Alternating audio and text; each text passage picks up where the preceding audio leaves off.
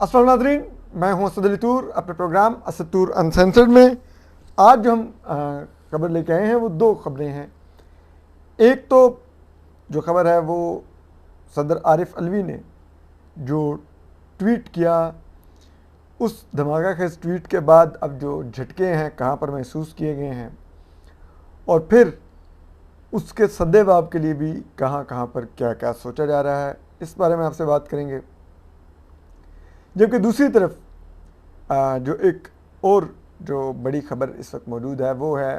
कि जो बकोल रियासत के दो बड़े दहशतगर्द इस वक्त रियासत ने पकड़ लिए हैं, यानी कि पीटीएम के रहनुमा और साबिक एमएनए अली वज़ीर और इंसानी हकूक़ की कारकुन और वकील ईमान मज़ारी। तो उनकी केस की समाअत में आज कुछ बड़ा ही दिलचस्प हुआ, वो भी आपको बताते हैं। आपको मालूम है आज ईमान मज़ारी और अली वज़ीर साहब को इंसदाद दहशतगर्दी की अदालत में पेश किया गया, जहाँ पर अली वज़ीर साहब ने खुद से अपना केस प्लीड किया और कुछ बड़ी ही दिलचस्प गुफ्तगू की उन्होंने, और जज के उनके दरमियान बड़ा ही अहम मुकालमा हुआ। जबकि आज ये हुआ ये कि सुबह जब पेशी के लिए इन दोनों को लाए तो जो ईमान मज़ारी थी उन्होंने सहाफ़ियों से गैर रस्मी गुफ्तगू में उन्होंने बताया कि उनकी जो शायरी की किताब है वो उठा के सीटीडी वाले ले गए हैं, और इसके अलावा उन्होंने ये भी बताया कि उनके साथ जो जेल में हो रही है, उन्होंने बताया कि उनको पिम्स के डॉक्टर विज़िट करने आए थे, और वो इसलिए विज़िट करने आए थे क्योंकि ईमान मज़ारी को किडनी का इशू है, तो उनको एक पानी की बहुत ज़्यादा ज़रूरत होती है और साफ़ सुथरे पानी की, जबकि वहाँ पे शायद उनको इतना साफ़ सुथरा पानी वो पी पा रही होंगी, तो इस वजह से उनको वॉमिटिंग हुई, वाशरूम में वो गिनी और वो बेहोश हो गई। लेकिन फिर डॉक्टर आए पिम्स के, उन्होंने उनका चेकअप भी किया, लेकिन ईमान मज़ारी अभी तक अपने स्टांस पर कायम हैं और वो बिल्कुल नहीं टूटी और ना ही वो अभी तक टूटने को तैयार नज़र आ रही हैं। और जिस ईमान मज़ारी को मैं जानता हूँ, मुझे मालूम है वो नहीं टूटेंगी इनसे। ये जो हथकंडे इस्तेमाल कर रहे हैं अपने आप को शर्मिंदा करवाने और नीचा और छोटा साबित करने के अलावा ये और इससे कुछ साबित नहीं कर पा रहे। इसी तरह अली वज़ीर भी आज भी हमेशा की तरह डिटर्मिनेड नज़र आए। उनका भी कोई ऐसा नहीं था कि जिससे देख के आपको लगे कि शायद अली वज़ीर टूट सकते हैं। अली वज़ीर तो आपको पता 2-2 साल जेल में रहे हैं, जनरल कमर बाजवा की आंखों में आंखें डाल के, और नहीं टूटे थे। तो वो बड़े दिलेर इंसान हैं, तो वो भी बड़े रिलैक्स थे। तो लाइक दोनों को देख के ये नहीं लग रहा था कि यार कहीं फंस गए हैं। जब जेल से जब कोर्ट से निकली फिर ईमान मज़ारी वही विक्ट्री के साइंस बना रही थी, स्माइल कर रही थी। शी वॉज नॉट लाइक ये क्या है, शी वॉज लाइक जो भी है। तो बहरहाल तो कोर्ट रूम में ये हुआ कि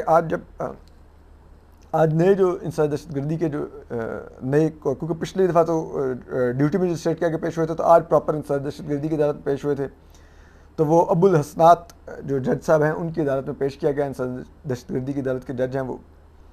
तो उनके आगे जो ईमान मज़ारी के जो वकला थे उनमें से सबसे पहले ज़ैनब जिंजुआ ने बात शुरू की, और ज़ैनब जिंजुआ एडवोकेट ने कहा कि ये बताइए, इनसे पूछिए, जो कि ईमान हमें पहली बार बता चुकी थी कि इस एक रोज़ा जिस्मानी रिमांड में उनसे कोई तहकीकात तफ्तीश नहीं की गई, कोई सवाल नहीं पूछा गया।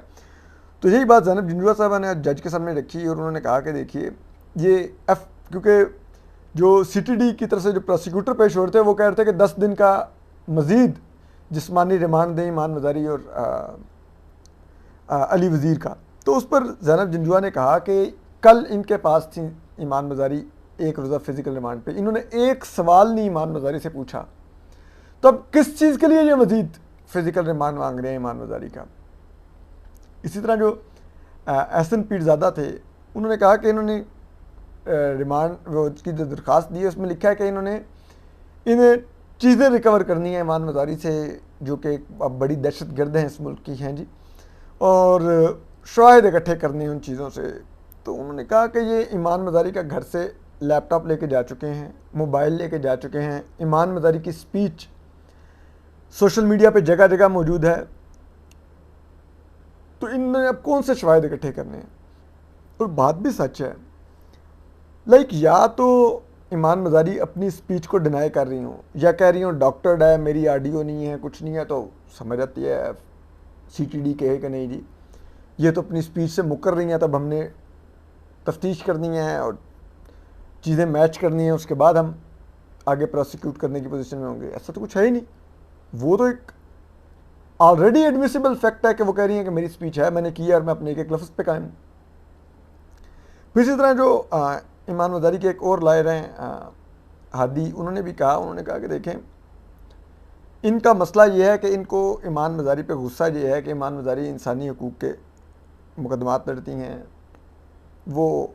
جب پی ٹی ایم کے جلسے سے پہلے انہوں نے کریک ڈاؤن کر کے پی ٹی ایم کے کارکنوں کو حراست میں لیا تھا تو ان میں سے بھی 9 کی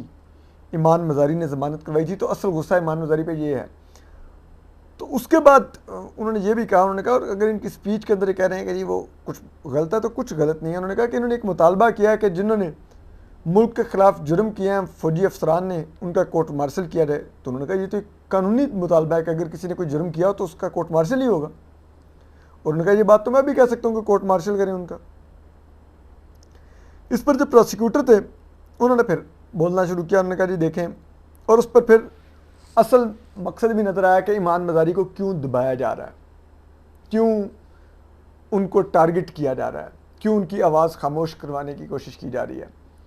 انہوں نے کہا نہیں جی دیکھیں یہ ایمان مزاری صاحبہ نے انہوں نے سپیچ کا ایک پیراگراف، وہ ایک ہی پیراگراف کی سپیچ ہے، چھوٹی سی 1-1.5 منٹ کی سپیچ ہے، انہوں نے وہ پڑھی.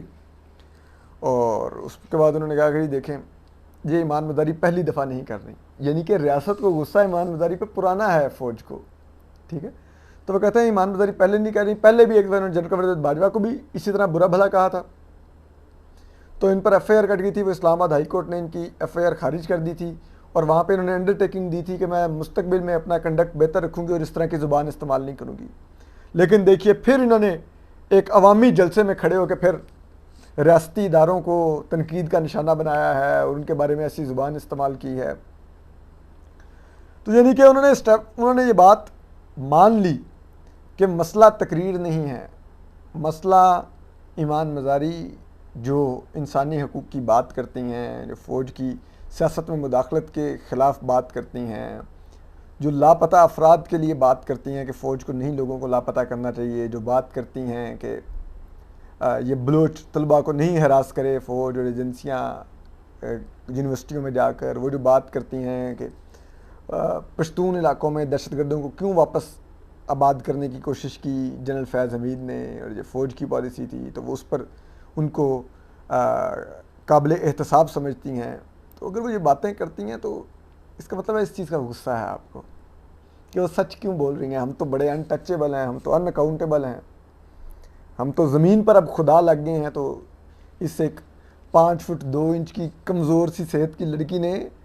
ہمارے جیسے آکڑ خانوں کو اس نے بات کیسے کر لی، اس کو تو عبرت کا نشان بنائیں گے. یہ اصل تپ ہے، اتنا مسئلہ ہے اور تو کوئی مسئلہ نہیں ہے. اس کے بعد جو علی وزیر صاحب تھے وہ آئے روسٹرم پر، اور اس میں جو ایک بات جو میرے لیے تھوڑی افسوسناک بھی تھی کہ علی وزیر صاحب کے پاس، ان کے پاس اس طرح لائر ہی نہیں ہے. اور یہ میں کہا پی ٹی ایم اور دیگر دوستوں کو دیکھنا چاہیے، ہمارے پشتون دوستوں کو نہیں، اتنے ہزاروں پشتون وکلا بھی ہیں کہ آپ لوگوں میں سے کوئی علی وزیر کو ریپرزینٹ نہیں کر سکتا. اتنا بڑا وہ دلیر ماں کا بیٹا ہے، آپ لوگوں میں سے اس کے لیے کھڑا نہیں ہو سکتا آ کے کورٹ روم کے اندر. بڑی شرمناک چیز ہے. پی ٹی ایم اتنی بڑی تحریک ہے، علی وزیر کو ایک وکیل کیوں نہیں آپ لا کے دیتے.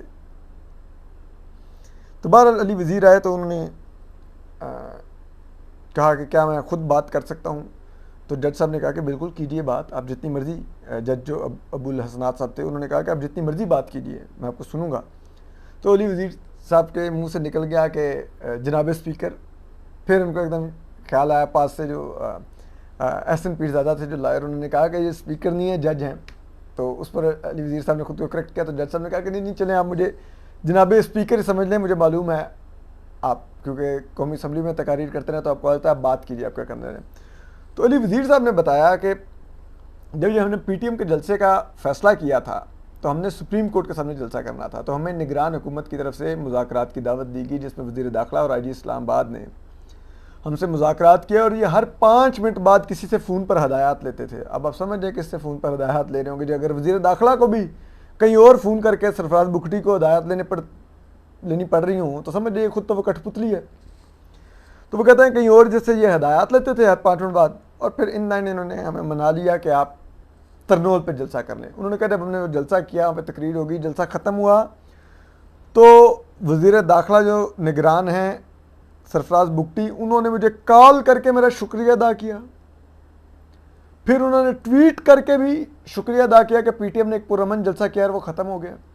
اور یہ ٹویٹ ریکارڈ پر موجود ہے. ٹھیک ہے. پھر انہوں نے کہا کہ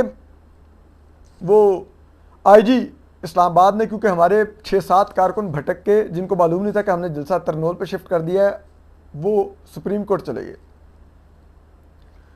انہوں نے کہا کہ ان کو پولیس نے حراست میں لے لیا تھا, تو آئی جی اسلام آباد نے خود مجھے یقین دہانی کروائی کہ ہم ان کارکنوں کو خود رہا کر دیں کیونکہ یہ پرامن تھے, اور انہوں نے اگلی صبح ان 6 کے 6 کارکنوں کو رہا بھی کر دیا. انہوں نے کہا حالانکہ ہم نے اپنے کارکنوں سے پرومس کیا ہوا تھا کہ ہم آپ کی فریاد, کیونکہ آپ یہ دہشت گردی اور یہ لینڈ مائن سے سفر کر رہے ہیں, آپ لوگوں کو اغوا کیا جا رہا ہے ریاست کی طرف سے, تو ہم یہ سپریم کورٹ کے سامنے یہ فریاد جا کے رکھیں گے. لیکن اس کے باوجود ہم نے اس نگران سیٹ اپ سے ایگری کر کے ترنول پہ جلسہ کیا, جس پر انہوں نے جلسے کے بعد شکریہ ادا کیا اور اپریشیٹ کیا ہمیں پرامن جلسہ کرنے پر. اور انہوں نے کہا اب بعد میں ہم پر ایف آئی آر کر دی, اگر ہم نے وہاں پر تشدد کیا تھا, کوئی ریاست کے خلاف اشتعال انگیزی کی تھی, تو وہ ٹویٹس کس بات کے سرفراز بگٹی کر رہے تھے, فون کس بات کی کر رہے تھے. تو اس پر جو جج ابو الحسنات تھے, انہوں نے بڑے وہ بظاہر ایک دکھی دل سے اور درد دل سے انہوں نے کہا کہ دیکھیے مجھے بڑا دکھ ہو رہا ہے کہ یہ اتنا پیارا وطن ہے, اتنی پیاری دھرتی ہے, اتنا قیمتی ملک ہے ہمارا, اور ہم کس طرف چلے گئے ہیں, ہم کیا کر رہے ہیں. انہوں نے کہا کہ یہ ملک مجھے اتنا پیارا ہے کہ میں اس ملک کے لیے اپنی جان دے سکتا ہوں. مزید انہوں نے کہا کہ یہ ملک ہے تو ہم سب ہیں,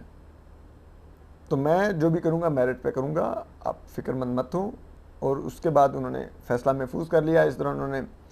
ایمان مزاری کی جو والدہ ہیں, جو سابق وفاقی وزیر انسانی حقوق ہیں شیریں مزاری, وہ ملنا چاہ رہی تھیں اپنی بیٹی سے, تو پولیس ملنے نہیں دے رہی تھی, بلکہ ان کو فوراً بٹھا کے گاڑی چلی گئی نا, کہ جج صاحب نے کہا کہ آپ ملوائیں ان کو. تو وہ پھر کمرہ عدالت میں, انہوں نے کہا کہ پولیس لے گئی ہے میری بیٹی کو, مجھے ملوایا نہیں ہے. تو پھر انہوں نے پراسیکیوٹر کی سرزنش کی اور اسے کہا کہ واپس بلائیں ایمان کو اور یہ ملاقات کروائیں. پھر ایمان کو واپس لایا گیا, پھر ملاقات ہوئی, اور شیریں مزاری صاحبہ نے اپنے خدشے کا اظہار کیا کہ مجھے ڈر ہے یہ میری بیٹی کو قتل نہ کر دیں. اور تو یہ سب کچھ آج ہوا ان کی سماعت میں. لیکن بات یہ ہے کہ یہ کتنا افسوس کا مقام ہے, آپ اپنے شہریوں کو اغوا کرتے ہیں. کیسے آپ اس ملک کے اندر یہ آپ چلنا چاہتے ہیں کہ آپ اس ملک کو ایک مقبوضہ ملک میں بدلنا چاہتے ہیں, بلکہ بدلا ہوا پچھلے 75 سال سے اپنے ہی شہریوں پر دباؤ ڈالتے ہیں, ان کو ہراس کرتے ہیں, اغوا کرتے ہیں, غیر قانونی طور پر لاپتہ بناتے ہیں, ان کے بیوی بچے انہی سڑکوں پہ بھٹکتے ہیں. ہم نے سمیع الدین بلوچ انہی سڑکوں پہ جوان ہوتے دیکھی ہے, ہم نے آمنہ مسعود جنجوعہ صاحبہ کو انہی سڑکوں پہ دیکھا ہے, آج بھی دیکھتے ہیں, اب لاپتہ افراد کے لیے آ رہی ہوتی ہیں. ہم نے ان کی بیٹی عائشہ مسعود کو انہی سڑکوں پہ جوان ہوتے دیکھا ہے. ہم نے سیدہ حمید کو, ان کے چھوٹے چھوٹے بہن بھائی ہیں, ان کے ساتھ وہ اپنے باپ کے لیے سڑکوں پر حمید زہری صاحب کے لیے بیٹھی ہوتی ہیں. ہم مدثر نارو آج تک لاپتہ ہے, ان کی بوڑھی والدہ ادھر اسلام آباد کے چکر کاٹتی ہیں. مدثر نارو کی اہلیہ کا انتقال ہو گیا, اور ان کا 4 سالہ بیٹا جو مدثر نارو کی اس گمشدگی کے دوران جوان ہوا ہے, ان سب کو دیکھ, جوان نہیں ہوا بلکہ بھی 4 سال کا ہوا ہے, سوری ہے جوان کا ورڈ یوز کر گیا. ہم ان سب کو دیکھتے ہیں, یہ کیا کس قسم کا ملک ہے, کیا ہم دیکھ رہے ہیں اس ملک کے اندر, کیا اس ملک میں یہ ملک کن کے لیے بنا ہے, کیا یہ اس عوام کے لیے نہیں بنا یہ ملک, جو سویلین جو ٹیکس دیتے ہیں ان کے ٹیکس پہ یہ ادارے چلتے ہیں, یہ ملک ان لوگوں کے لیے نہیں بنا جو ٹیکس دے رہے ہیں, جو ووٹوں سے حکومتیں منتخب کر رہے ہیں, ان کے اگینسٹ قانون سازی کر دیتے ہیں. یہ وہ آفیشیل سیکرٹ ایکٹ کی, وہ آرمی ایکٹ کی, کہ اپنے شہریوں کو اور ذلیل کرو, اور نوچو, اور دباؤ, اور ان کی بازو مروڑو, تاکہ آپ لوگوں کی سپریمیسی قائم رہے ملٹری اسٹیبلشمنٹ کی. یہ کیا ہے, ہم کیا ثابت کرنا چاہ رہے ہیں؟ تو اب اس میں آپ کو پتہ ہے وہ صدر صاحب نے ایک تنازع تو کھڑا کر دیا, صدر عارف علوی نے, اور انہوں نے کہا کہ میں تو بل سائن ہی نہیں کیے تھے, یہ تو میرے اسٹاف نے مجھے دھوکہ دیا ہے. اور جس میں سب سے ان کی اہم لائن ہے وہ کہتا ہے کہ میں نے اسٹاف سے پوچھا کہ آپ نے بل واپس کر دیے ہیں کہ نہیں، تو میرے اسٹاف نے مجھے کہا کہ ہم نے بل واپس بھیج دیے ہیں، جبکہ وہ جھوٹ بول رہے تھے یعنی کہ، اور بل انہوں نے واپس نہیں کیے ہوئے تھے، انہوں نے 10 دن ہولڈ کر کے رکھے تاکہ وہ قانون بن جائے۔ تو اب اس کے بعد آپ کو پتا ہے کہ پی ٹی آئی نے بھی اعلان کر دیا ہے کہ وہ کورٹ جائے گی ان دونوں امینڈمنٹس کو چیلنج کرنے کے لیے، تو صدر کے دستخط سے قانون بنا ہی نہیں ہے۔ تو اب چیز یہ ہے کہ ظاہری بات ہے، یہ فوج نے خصوصی فرمائش کر کے اپنے لاڈلے جو ان کے پاؤں میں بیٹھ کے ٹک ٹک ٹک ہر وقت دم ملاتے ہیں، وہ اعظم ندی تارڑ، ان کو ڈکٹیٹ کر کے، اور جو حکومت ان کی غلام بنی ہوئی تھی پی ڈی ایم اور پیپلز پارٹی کی، ان سے پاس کروائے تھے، تو ان کو تو بڑے زور کے لگے ہیں۔ تو پھر جو ابھی نگران حکومت وہ لائے ہوئے ہیں، اس کا نگران سیٹ اپ نے تو کل ہی پریس کانفرنس کر کے وہ جو وزیر قانون ہیں عرفان عالم صاحب اور مرزا سرنگی صاحب اور ان لوگوں نے بڑی کل کہا جی کہ یہ ہو گیا وہ ہو گیا اور قانون بن چکا ہے اور صدر ایسے نہیں کر رہے ویسے نہیں کر رہے، لیکن انہوں نے اعتراف کیا کہ ہاں صدر نے سائن نہیں کیے تھے بل کے اوپر۔